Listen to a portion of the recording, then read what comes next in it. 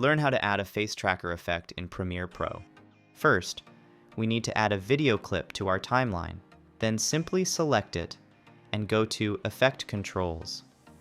Then we simply need to increase the scale from here to zoom our video. This will eliminate the black bars that will be produced after adding the face tracker. We can also adjust its position from here. Now head over to the Effects tab, search for Transform. Here it is, just drag and drop it onto the video.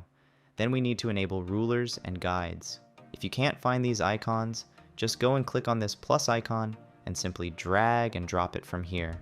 Now we need to add a horizontal and vertical line exactly on the face we want to track. Then head over to the Effect Controls and enable this stopwatch icon next to Position. We have now created a keyframe. Now we need to move the frames to the point where the face is no longer in the cross section of these lines, and then adjust the position from here. Now keep doing it for the rest of the video. At the end, we will have a perfect motion tracker.